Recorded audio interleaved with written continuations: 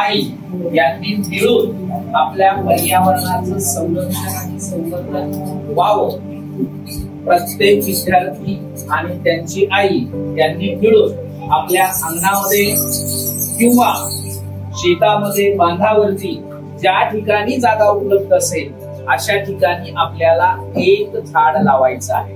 आणि याच उपक्रमाच्या अनुषंगानं आपला विद्यार्थी आणि पालकांचा सहयोग करण्यासाठी सेवा सहयोग फाउंडेशन आणि आदित्य बिर्ला फाउंडेशन यांच्या मार्फत आज आपण आपल्या शाळेमध्ये त्याचबरोबर या ठिकाणचे पालकवर्ग यांच्या शेतावर आणि त्यांच्या घराच्या परसबागेमध्ये परसबाग आणि फळझाड यांचा हा उपक्रम साजरा करण्यासाठी या ठिकाणी उपस्थित या फाउंडेशनच्या मयुरा मॅडम आपलं या ठिकाणी हार्दिक स्वागत. त्यानंतर अनिता वाघमारे मॅडम आपलंही आपल्या जिल्हा परिषद शाळेच्या प्रांगणामध्ये आपलंही स्वागत. आणि खास करून आपल्या या परसबाग आणि फळझाडे हा उपक्रम याविषयी आपल्याला प्रमुख मार्गदर्शन करणारे आपले कृषी अभियांत्रिकी ज्यांनी ऍग्रिकल्चरल इंजिनिअरिंग केलेली आहे असे अभ्यासू व्यक्ती या ठिकाणी आपल्याला लाभलेले आहेत. सिद्धार्थ गावित सर आपलंही या ठिकाणी स्वागत. यानंतर श्री सरगुण साखरे सर आपलंही या ठिकाणी हार्दिक स्वागत. मी आपल्या शाळेच्या मुख्याध्यापिका अरुणा मॅडमला विनंती करतो की त्यांनी हे पुष्प देऊन या ठिकाणी आमच्या विद्यार्थ्यांनी स्वतः तयार केलेलं आर्टिफिशियल या ठिकाणी हे स्वतः तयार केलेलं हे पुष्प आहे. जेवलात की नाही? नमस्कार सर्वांना. सेवा सहयोग फाउंडेशन मधून आज आपल्या इकडे एक उपक्रम राबवला जातो. त्याच्यामध्ये नमस्कार सर्वांना.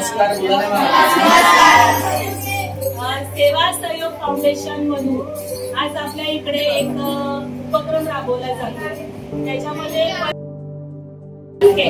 त्यासाठी सांगण्यासाठी आपल्या इकडे दोन सर आलेले आहेत, सिद्धार्थजी आणि सगुणजी. त्याबद्दल तुम्हाला उत्तम मार्गदर्शन करतीलच. पण त्याचबरोबर सेवा सहयोग काय करतं हे तुम्हाला माहिती आहे का? सेवा सहयोग मधून येणारी नॉलेज ऑन व्हीलची रेड कलरची गाडी तुम्ही पाहिली आहे का? हो की नाही? हो. आपल्या शाळेत बऱ्याचदा आलेली आहे. मला विज्ञानाचे सेशन घेतलेले असतील. सुभाष गोलेकर सरांनाही तुम्ही पाहिलेलेच असणार आहे.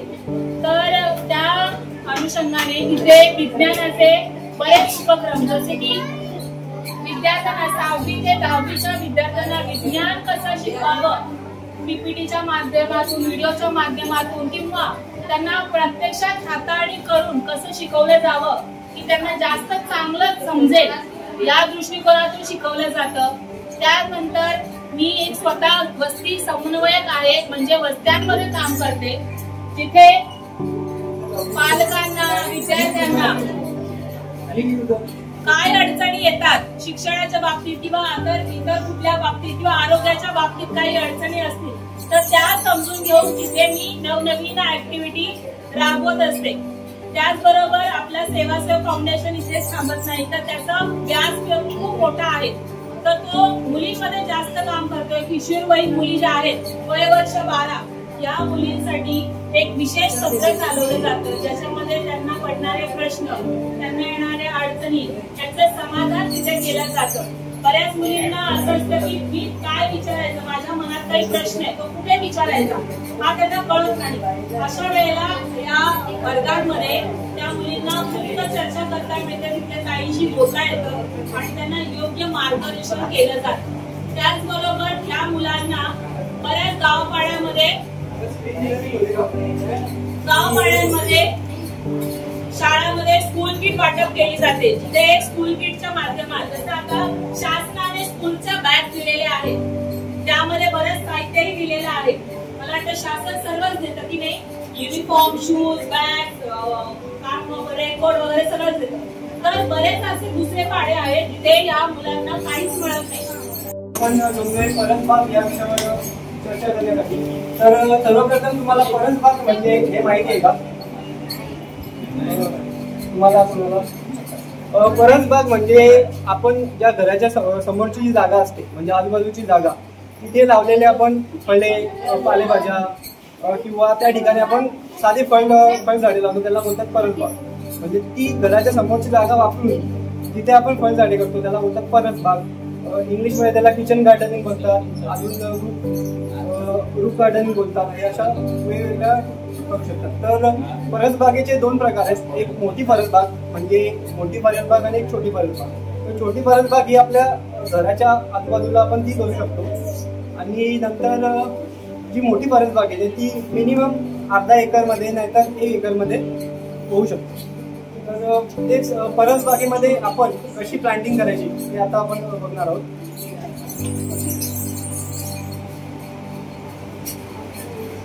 तर मोठ्या परसबागेमध्ये जर 1 एकरामध्ये जागा आपल्याकडे अवेलेबल असेल तर तिथे आपण बेड जमिनीवर आपण जमिनीचा भाग कट करून म्हणजे माती कल्टिवेट करून त्याच्यावर आपण बेड बनवू शकतो. त्यावर आपण थोडंसं जर चांगले जर आपल्याला हार्वेस्टिंग पाहिजे असेल तर त्याच्यामध्ये आपण थोडंसं मल्चिंग ॲड करून म्हणजे बेडवर आपण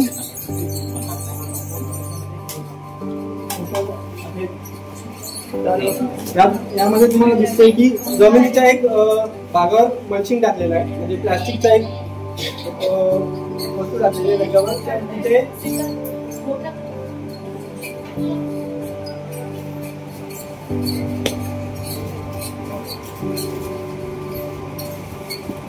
कलरच्या असतात, ब्लॅक कलरच्या असतात, अशा ग्रीन कलरच्या ग्रो बॅग मिळून जातात. त्याच्यामध्ये आपण कंपोस्ट वाली माती नाहीतर आपली गार्डनिंग सॉइल आहे ती जर टाकली तर त्याच्यामध्ये आपण अशी झाडं तयार करू शकतो. त्याच्यामध्ये आपण खरीप पिके घेऊ शकतो, जी आपण सीझन्स पहिली जे पिकं येतात ते घेऊ शकतो. त्याच्यामध्ये आपण टोमॅटो, भेंडी, बटाटे झाले, मिरची झाली, हे सगळे आपण लावू शकतो. नक्कीच खात्री चांगलं आहे असं आपण म्हणू शकतो. बाजारात घेतलेलं तुम्हाला सगळ्यांना माहिती आहे का डायरेक्ट शेतातून आपल्या घरात आले तर बऱ्याच ठिकाणी कुठेतरी उकिरड्यावर पडलेलं असतं. बऱ्याच ठिकाणी ते घाणी धुळीतून येऊन मग आपल्याकडे येतं आणि काही वेळेला आपल्याकडे इमर्जन्सी होते त्यावेळेला आपण त्याला धुवतही नाही, डायरेक्ट जेवणात टाकतो. म्हणजे आपण सहज काय करतो, सगळे जग्स पोटात घालतो. तर जर का आपण स्वतः उगवलं आपल्या गरजेच्या गोष्टी, एक टोमॅटोचं झाड लावले, एक मिरचीचं झाड लावले, कढीपत्त्याचं झाड लावले, थोडीशी जागा आहे तर कोथिंबीर पेरलेली आहे, अगदीच अजून थोडीशी जागा आहे तर मेथी लावलेली आहे, आपलं गरजेच्या गोष्टी आपण उगवू शकलो. आणि हे जर उगवलं तर आपल्याला तो कॉन्फिडन्स येणार आहे, आपण अजून चांगलं बनवण्याचा प्रयत्न करू की नाही करणार ना. त्यानंतर हे पिकवणं म्हणजे बियाणं पेरणं आणि आलं असं होतं का. एक बच्चा अगर पैदा होता है तो वो डायरेक्टली बड़ा होके कमाने लगता है क्या? नहीं, माँ बाप को उसके पीछे काफी मेहनत करनी पड़ती है. तो वो जो मेहनत है वो पेड़ के लिए भी करनी पड़ती है. कई बार मिट्टी अच्छी नहीं होती, मिट्टी में पहले से बहुत सारे जर्म्स होते हैं, कीटक होते हैं, तो उनको कैसे खत्म करें उसके बारे में भी सर ने काफी बताया था. पता नहीं आपने कितना सुना है, पर उसको भी हमें खत देना पड़ता है, मतलब कि उपजाऊ बनाना पड़ता है. कई बार बच्चे को चलना नहीं आता तो हम करते हैं ना मालिश वगैरह करके उनको चलाने की कोशिश करते हैं, हाथ का सपोर्ट देके चलाते. वही चीज हमें वहाँ पे करनी है. उनको वहाँ पे कंपोस्ट अच्छा डालना है, अच्छी देखरेख करनी, कीटक ना लगे, मुंगिया चींटियां ना लगे, इसके लिए हमें वहाँ पे कुछ दवाइयाँ डालनी पड़ेगी. अभी दवाई डाला तो दिमाग में क्या आता है, मार्केट जाओ, कोई दवाई लेके आओ, खरीद के लेकर आओ, कोई चींटी मारने की पाउडर लेकर आओ, वो छिड़क दो, हमारा काम हो गया. है कि नहीं? जैसे हम छोटे बच्चे को क्या करते हैं, जाके सीधा इंजेक्शन लगा देते है ना. पर हमारा भी तो कार्य बनता है. अगर उसको नहीं समझ रहा है, कोई बच्चा वीक होता है, उसको नहीं समझता है, तो हम उसको स्पेशल ट्रीटमेंट देते हैं कि नहीं, अच्छा लाड दुलार करते हैं कि नहीं. उसी तरह वो पेड़ भी हमारा बच्चा होता है, उसको हमें देखभाल करनी बहुत जरूरी होती है. तो ऐसे में हम क्या करते हैं, तो नेचुरल खाद या फिर जो भी कंपोस्ट हम दे रहे वो नेचुरल बने, वो भी हमारी देखरेख में बने कि वो कितना अच्छा है वो हमें पता होना चाहिए। हम उसके ऊपर श्योरिटी हो रहे 100% श्योर है कि नहीं ये मैंने बनाया है, ये अच्छा ही है, ठीक है। मैंने बाजार से नहीं लाऊंगी, मैं मेरे बच्चे को बाजार से लाया हुआ कुछ भी खिलाऊंगी, कचरा विचरा खिलाऊंगी क्या? नहीं, मैं घर की दाल सब्जी रोटी खिलाती हूँ, राइट ना। उसी तरह से पेड़ को भी हमारे प्यार से बना हुआ अगर खाद कंपोस्ट मिलता है तो ज्यादा अच्छे से बढ़ेगा। आयत फातमी की अभी मैं सर ने जैसे जैसे बताया मैंने वैसे वैसे स्टोर किया है। मैं अपने घर में गमला में पूरा ऐसा ड्राई में एलोवेरा लगाया है और टमाटर लगाया है, मिर्ची लगाया है, कद्दू लगाया है, हमने सब लगाया, हमारा सब तैयार हुआ है और हमने खाया भी है, फूल भी लगाया है।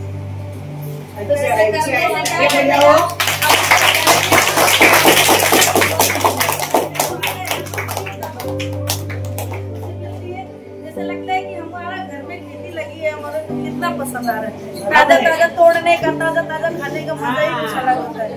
तो ये सब हम किए हैं और हम खाए भी हैं। तो सर ने जैसे जैसे स्टार्ट किए ना हमको सारा सिस्टम समझ में आया। हमको मराठी भी समझ आमच्या घरी आणि शाळेमध्ये परत बाग करायची आहे, करणार का?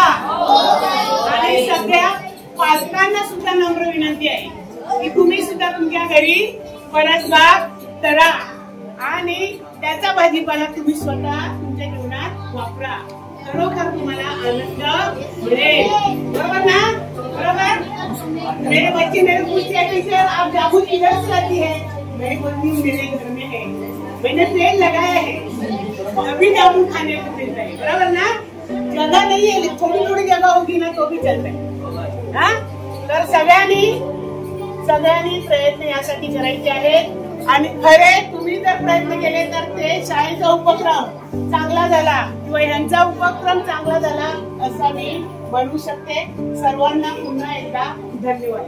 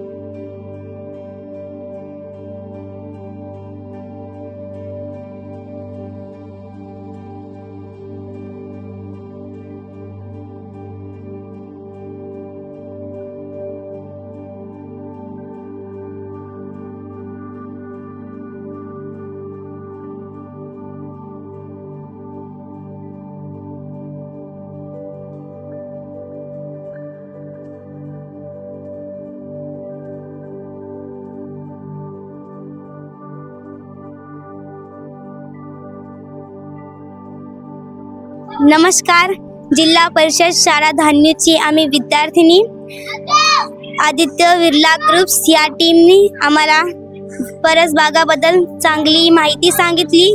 त्याचं संगोपन कसं करायचं, झाड कसं राखायचं सगळं सांगितले। चांगला माहिती दिलं आणि आदित्य बिर्ला ग्रुप्स या टीमचा धन्यवाद। नमस्ते, मेरा नाम फिरोजा खान है। आदित्य बिरला फाउंडेशन की तरफ से टीम आई थी, उन्होंने परसबाग के लिए हमें समझाया, हमें बहुत अच्छा लगा। हम अपने घर में भी करेंगे। थैंक यू, धन्यवाद। नमस्कार, आज दिनांक 14 जुलै 2025 रोजी जिल्हा परिषद शाळा धानिव या ठिकाणी सेवा सहयोग फाउंडेशन आणि आदित्य बिर्ला फाउंडेशन यांच्या मार्फत परसबाग आणि फळझाडे यांच्याविषयी अतिशय मोलाचं मार्गदर्शन आम्हाला आमचे सर्व विद्यार्थी आणि पालकवर्ग यांना या संस्थेचे माननीय श्रीयुत सिद्धार्थ सर आणि सगुण सर अतिशय सुंदररित्या मार्गदर्शन केलं। त्याबद्दल मी आमच्या जिल्हा परिषद शाळेच्या वतीनं सेवा सहयोग फाउंडेशन आणि आदित्य बिर्ला फाउंडेशनच्या सर्व ग्रुपला अतिशय मनापासून धन्यवाद देत आहे।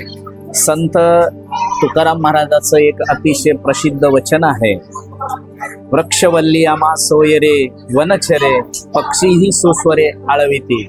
अतिशय या संस्थेमार्फत आम्हा सर्व विद्यार्थ्यांना महाराष्ट्र शासनाचा जो काही उपक्रम आहे एक पेड़ माँ के नाम या उपक्रमासाठी भरपूर अशी फळझाडं या ठिकाणी आमच्या विद्यार्थ्यांना उपलब्ध करून दिलेली आहे आणि या उपक्रमासाठी सेवा सहयोग फाउंडेशनची अतिशय मोलाची मदत या ठिकाणी आमच्या शाळेला झालेली आहे।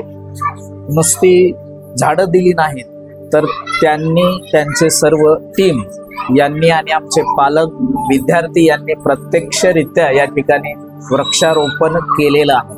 म्हणून मी शाळेच्या वतीनं त्या सेवा फाउंडेशन आणि आदित्य बिर्ला फाउंडेशन यांचं मनापासून खूप खूप आभार, खूप खूप धन्यवाद।